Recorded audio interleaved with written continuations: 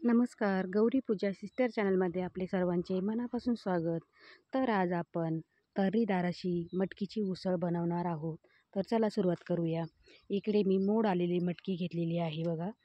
आणि इकडे खोबरं, लसूण, आलं, कोथिंबीर, कढीपत्ता, बारीक चिरलेले टोमॅटो आणि कांदा घेतलेला आहे.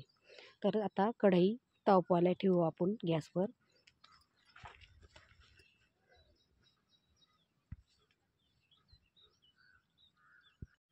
कढईमध्ये तेल टाकूया. तेल तापल्यानंतर त्यामध्ये टाकू 1 चमचा मोहरी टाकली, 1 चमचा जिरे टाकूया. जिरे आणि मोहरी छान फुललेली आहेत. आता त्यामध्ये टाकूया कढीपत्ता. कढीपत्ता छान तडतडला की त्यामध्ये आपण टाकणार आहोत बारीक चिरलेला कांदा.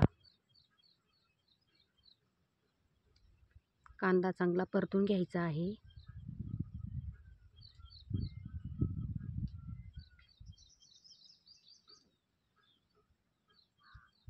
आपला कांदा जवळजवळ परतत आलेला आहे. आता या स्टेजला आपण टाकूया बारीक चिरलेला टोमॅटो. टोमॅटो चांगला मऊसूत होईपर्यंत परतून घ्यायचा आहे.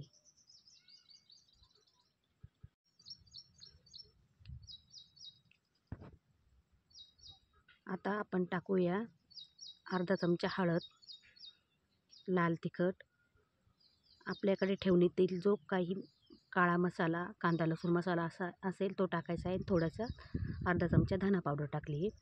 आणि आलं, लसूण, खोबरं आणि कोथिंबीरची वाटण केलेलं आहे ते यामध्ये टाकून देऊया आणि चांगलं परतून घेऊया. आता आपलं वाटण देखील परतत आलेलं आहे. आता आपण जी मटकी घेतलेली ती पाण्यामध्ये धुवून घेतलेली मटकी ती टाकूया.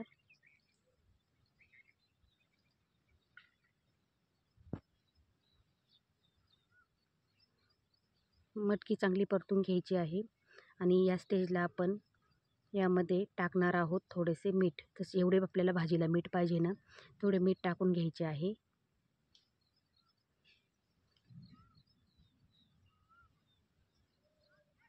मी 1.5 चमचा मीठ टाकलेलं आहे. आता आपली मटकी परतून झालेली आहे. तर त्यामध्ये आता आपण टाकणार आहोत थोडंसं गरम पाणी आणि मटकी चांगली शिजवून घेणार आहोत. आता आपली मटकी शिजलेली आहे जवळजवळ. आता या स्टेजला आपण यामध्ये टाकूया बारीक भाजलेल्या शेंगदाण्याचा कूट टाकायचा आहे. आणि मटकी परत शेंगदाण्याच्या कुटासोबत परतून घेऊया.